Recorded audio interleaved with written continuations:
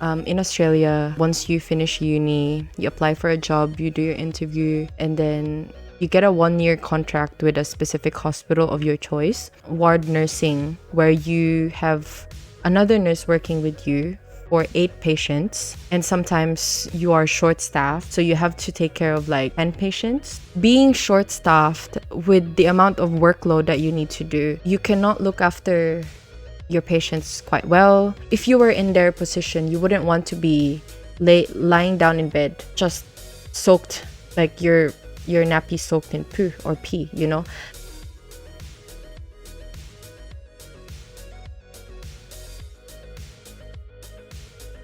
During the past year, um, I have to say, like, work is also another experience that I would like to discuss with the other people who are planning to move out. Like, for example, like 20 years olds who plan to move out outside of their comfort zone, outside of their family. I would say, work for Victoria has been extremely difficult. Um, and do you have any experience that you want to tell the internet about your work that makes you reconsider a lot of things? So I am currently working. So in Australia, I know that we don't like not all of the audience would be from here, you know. In Australia, once you finish uni, you apply for a job, you do your interview, and then you get a 1 year contract with a specific hospital of your choice. Um, and then you will have 2 rotations. So 6 months in one place, 6 months in another place. Since I was studying nursing, I've always wanted to be an ICU nurse. I've seen a lot of videos about it. I've watched a lot of documentaries.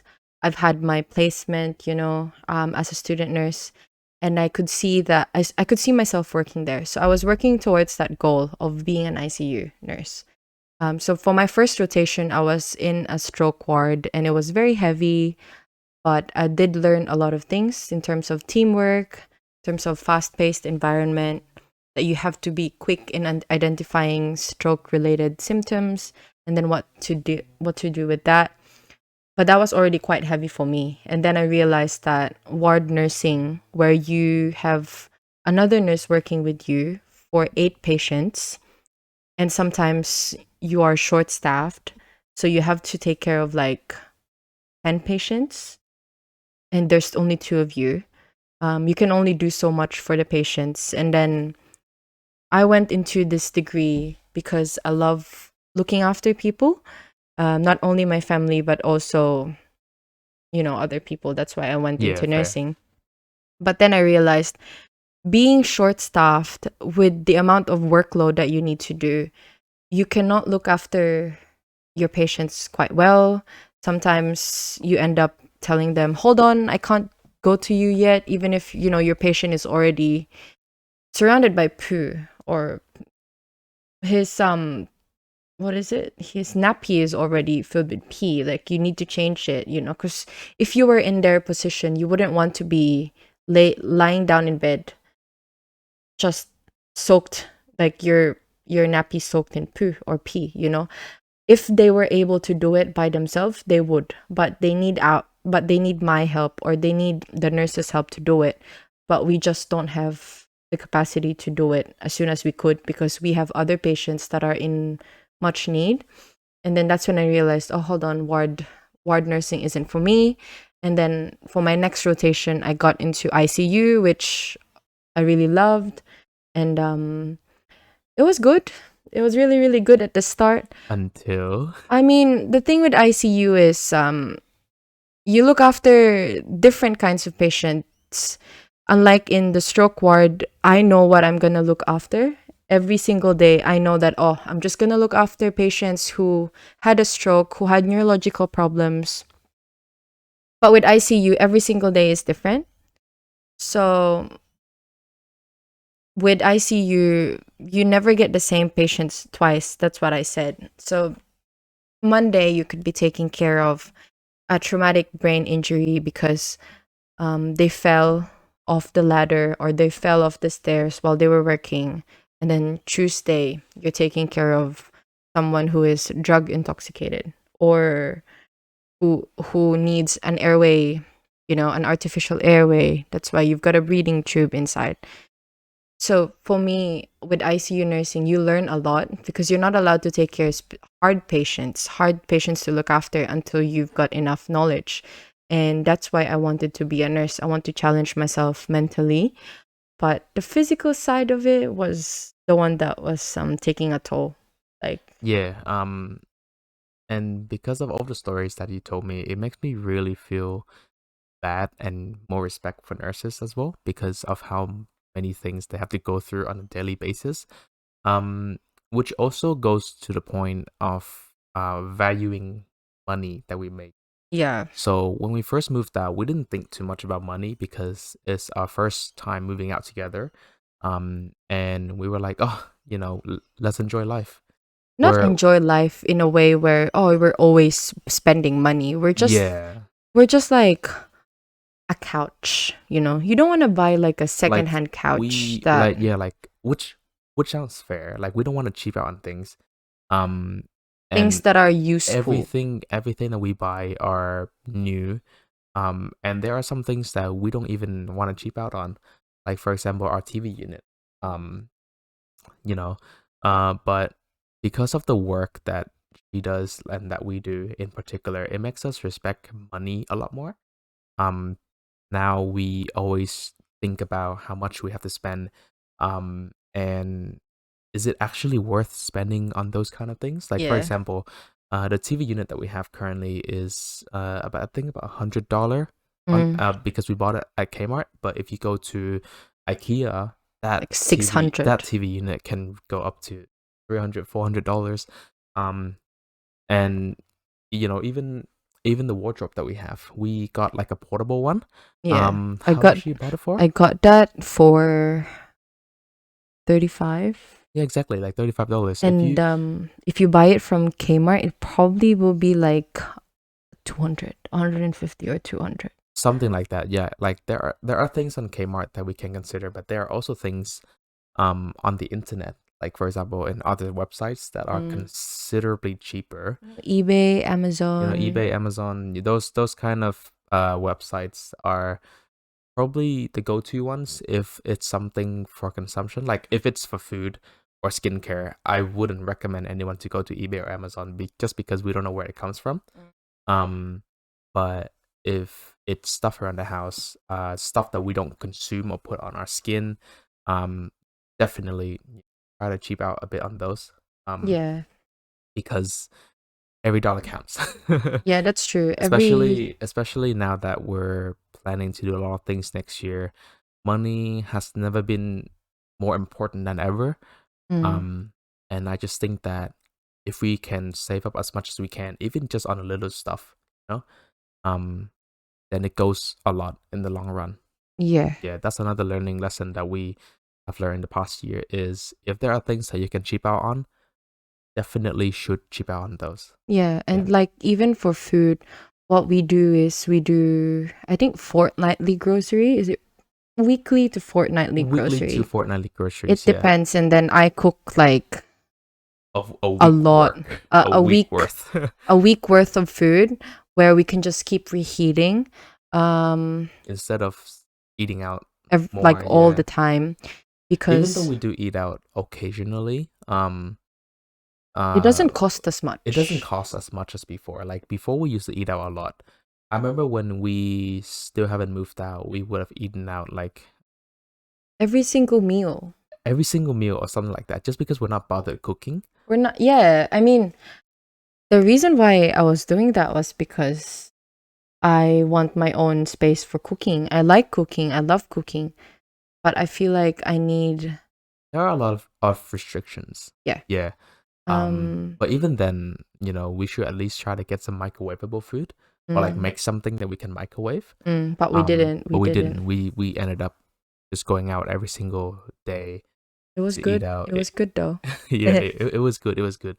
But things like that you can save money on, definitely should. Because for example, if you can buy $50 worth of groceries in a week, you can make 5 different meals with that grocery. Um, Instead of spending $15-20 for one meal by eating out, you would save a lot of money by then.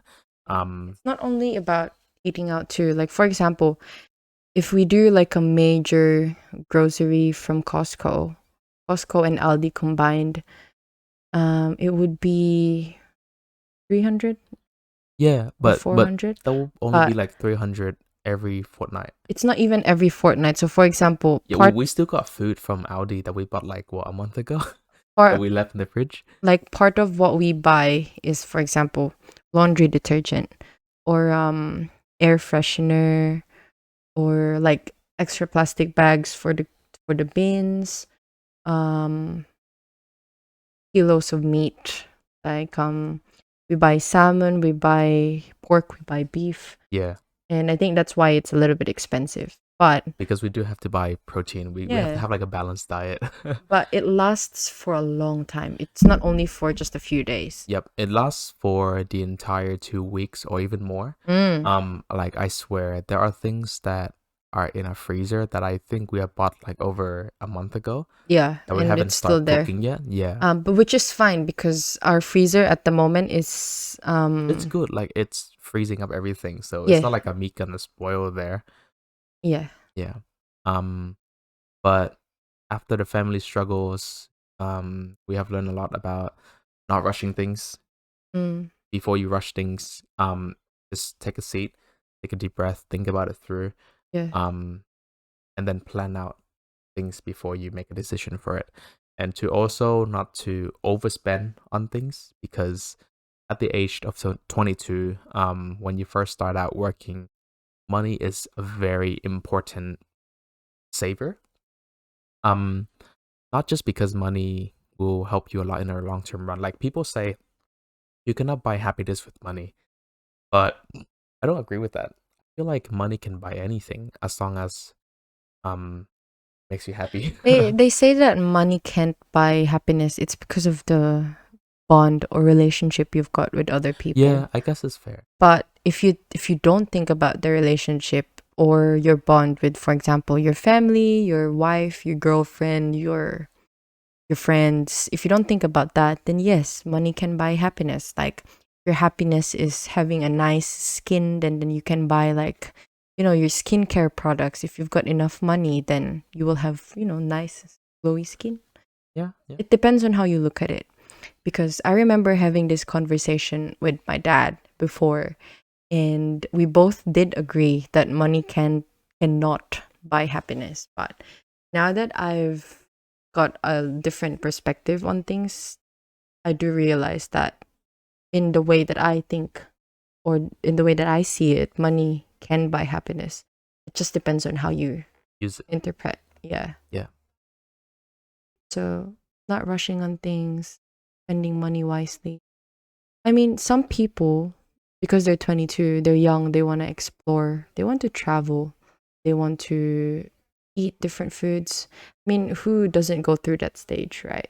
Everyone does. You just Yeah. have to have your priorities, right? As long as you can balance out things. Like, for example, you and I, we work, but then if we've got a day off, we try hang and out. eat, we hang out, we go out. Like, And it doesn't even have to be something expensive that you have to go out to. Like you don't even have to go to SeaWorld or, Luna Park, yeah. spending a lot of money on those tickets. You can just go for a simple picnic, a simple walk in the park. And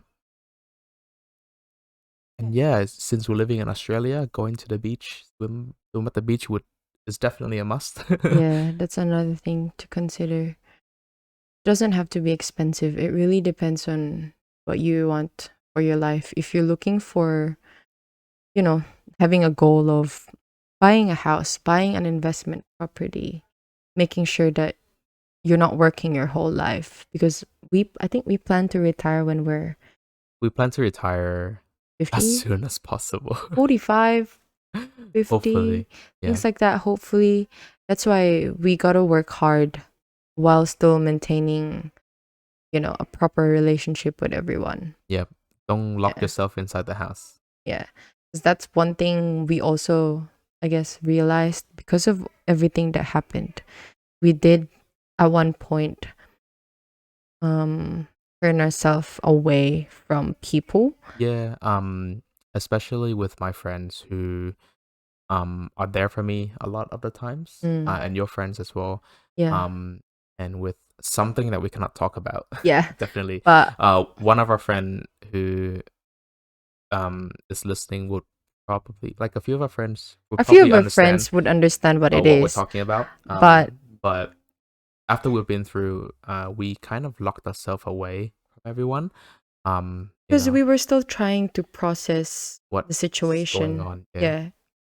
It's hard to talk about it with other people, and sometimes you don't really want to get that sympathy or, you know, feeling sorry, like, that's what people, or that's what your or friends or it's family would or it's say. simply like you just don't want to think about it, because for me, after what happened to us, I just want to forget about it. I just want to not even think about it. Yeah, because it was a big, like, very very traumatic. So Yeah. you just don't want to think about it. I personally don't. And even if I scroll through Instagram or TikTok or YouTube of videos reminding me of something like that, of what happened, I just remove it straight away because I really, really don't want to be reminded of it. Uh, Having said that, I think that's one thing I've learned, where we've got friends, we've got our own support people. If we are in a situation where we need to talk to other people, we should. Open up. Yeah, we should Don't open close up. yourself to people. Yeah. Yeah. Because I probably have only a few friends. Like, you can really count it fingers. Because for me, friends are the people that you trust. Like, you open up, that they actually know you inside and out. But I do have a lot of acquaintances. You know, the people that you say, "Oh, hi, how are you?" And then you talk about random things. Yeah, I only have a very few friends, but Henry has a lot. Yeah, next time we should just talk to people about it if we want to. Yeah. So I think those are the main three things that we learned over the Yep. past year. Money is very important, an important aspect in life. Mm. And what was the other one? Opening up to, No, opening up is one. Oh, don't rush things. yeah, Think don't it through. rush things, and then yeah. So I think That's pretty much it. that's it for now. Yep. We can go back to it again next time. And if we feel So more comfortable, we can open up a bit more next time, yeah, but not now. I yeah, think our story is still quite recent. yes. Yeah. So you guys can think about what we're talking about. Yeah. Anyways, thank you so much for listening. Thank you for listening to the first official episode of the Fun Fun. The anniversary reflection. Yeah, anniversary reflection. Yeah. And we hope to post more videos and podcasts In the future, in the future. when So we have stay time. tuned. Yeah, when we've got time. Yeah. Okay. Bye-bye. Bye.